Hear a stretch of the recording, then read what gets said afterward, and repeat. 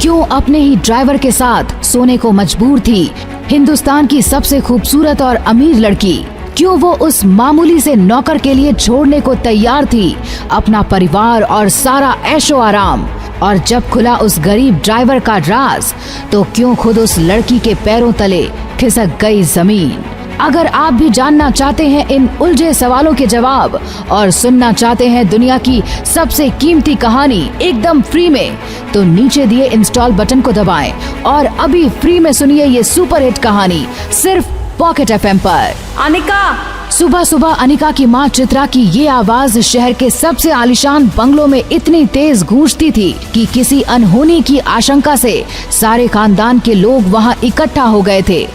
और जैसे ही सबने अनिका के कमरे के अंदर देखा तो सबके चेहरे गुस्से और शर्म से लाल हो गए, क्योंकि अनिका ने वो रात अपने ड्राइवर के साथ बिताई थी। और ये देख अनिका की दादी कल्याणी देवी जोर से चिल्लाती है, अनिका, आज तूने हमारी इज्जत मिट्टी में मिला दी। तू अपने नौकर के साथ, मुझे तो बोलते हुए भी शर्म आ रही है। आज मैं अपने आप पर शर्मिंदा हूँ अनिका कि तुझ जैसी बेटी मेरी कोख से पैदा हुई है। किसी को शर्मिंदा होने की जरूरत नहीं है, क्योंकि मैंने नक्श से शादी की है। पति है वो मेरा। अनिका ने जो बोला ये उसके परिवार के लिए और भी बड़ा झटका था। सब लोग अनिका की बात सुनकर सन्न रह गए थे।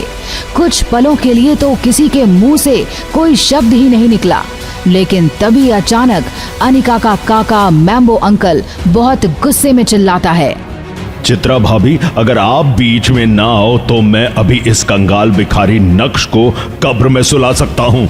जगताप, जल्दी से राइफल उठा मेरी। मुझे पता था नक्श से मेरी शादी के बाद आप लोग क्या क्या कर सकते हैं, इसीलिए मैंने पुलिस और कोर्ट में एफिडेविट दिया हुआ है। और उसमें आपको ये हमारी जान का सबसे बड़ा खतरा बताया है मैम्बो अंकल। अनिका की ये बात सुनकर मैम्बो अंकल के हौसले पस्त हो जाते हैं, लेकिन जावेरी परिवार इस बेइज्जती को भूलने को तैयार नहीं था। इसलिए अनिका की दादी गुस्से से चिल्लाती है, अनिका, अगर तूने अभी इस भिखारी नक्श से तलाक नहीं लिया तो मैं तुझे इस खानदान की सारी प्रॉपर्टी से बेदखल कर दूंगी। आपकी मर्जी दादी, लेकिन मैंने नक्श से शादी तलाक देने के लिए नहीं, जिंदगी भर का साथ निभाने के लिए की है। अकल मारी गई है क्या तेरी? इस घर से निकलकर कहाँ जाएगी तू? एक एक पैसे के लिए तरसेगी, जिंदगी नरक बन जाएगी तेरी। ये ऐसे नहीं समझेगी चित्रा भाभी। जब ये इस कंगाल नक्श के साथ भूखी प्यासी सड़कों पर सोने को मजबूर होगी, तब इसे पता चलेगी पैसे की अहमियत। मैं आखिरी मौका देती हूँ तुझे अनिका, अपनी दादी की बात मान और भूल जा इस भिखारी नक्श को। मैं तेरी माँ हूँ अनिका, इसलिए समझा रही हूँ। तेरा रोज का खर्च 20,000 का है और ये कंगाल नक्श पूरे महीने में भी 20,000 नहीं कमाता। कैसे बिताएगी जिंदगी इसके साथ? सोच ले। सोच लिया है, लेकिन नक्श को छोड़ना मुझे मंजूर नहीं है। तो फिर अभी निकल जा हमेशा के लिए इस घर से, और आज के बाद शक्ल भी मत दिखाना हमें। अपनी माँ के मुंह से ये सुनते ही अनिका और नक्श एक जोड़ी कपड़े में जावेरी हाउस से निकल जाते हैं। लेकिन ना तो नक्श जानता था और ना अनिका कि उन दोनों को जाना कहाँ है। आज पहली बार अनिका को पता चला था कि गरीबी क्या चीज है। कड़क धूप में सड़क पर चलती अनिका को बहुत तेज प्यास लगी थी, लेकिन उसके या नक्श के पास पैसे नहीं थे। इसी बीच नक्श अनिका को एक पेड़ के नीचे बैठाता है और प्यार से बोलता है, अनिका, तुम यहाँ इस पेड़ की छांव में बैठो, मैं थोड़ी देर में आता हूँ। ये बोलकर नक्श वहाँ से निकल जाता है, लेकिन थोड़ी देर की बात करने वाला नक्श काफी टाइम तक भी नहीं आता तो अनिका बेचैन होने लगती है। भूखी प्यासी अनिका को अब वहाँ बैठे बहुत देर हो चुकी थी और अब उसे नक्श पर भी शक होने लगा था। एक दिन की गरीबी और मुसीबत ने अनिका के सारे हौसलों को तोड़ दिया था।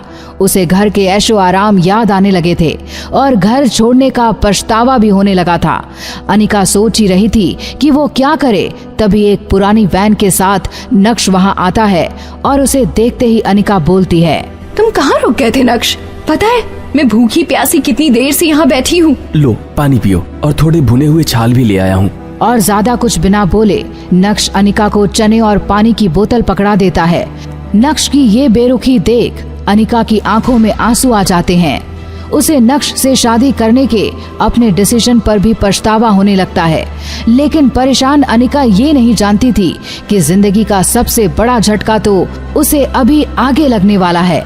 और इस झटके से बेखबर अनिका की आंख लग जाती है और फिर 3 घंटे की नींद के बाद जब वैन रुकने के तेज झटके के साथ अनिका की आंख खुलती है तो अनिका देखती है वो वैन एक आलीशान पैलेस में आकर रुकी है और नक्श को देखते ही वहाँ के नौकर दौड़ते हुए नक्श की तरफ आ रहे हैं। बनवर, घनश्याम, जल्दी आओ, देखो हमारे युवराज आ गए। अरे आरती की थाली भी तैयार करो, युवराज के साथ बहुरानी भी है। आप कहाँ चले गए थे मालिक? पता है आपको राजा साहब कितना याद करते हैं। आप अभी यहीं रुकना, मैं राजा साहब को बुलाता हूँ। बहू रानी का गृह प्रवेश पूरी रस्मों के साथ होगा।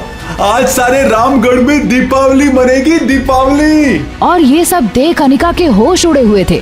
वो बस हैरानी और अविश्वास से कभी नक्श और कभी उस शानदार पैलेस को देख रही थी।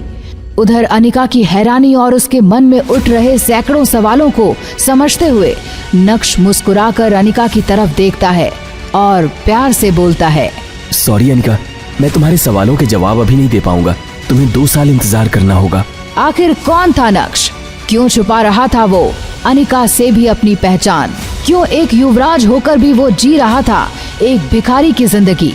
क्यों इतना ताकतवर होकर भी वो सुनने को मजबूर था लोगों की गालियां?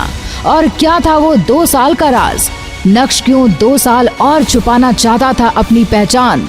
आप भी फ्री में जानना चाहते हैं इन सभी सवालों के जवाब? तो अभी डाउनलोड करें पॉकेट FM और एकदम फ्री में सुने ये सुपरहिट कहानी इंस्टा एम्पायर।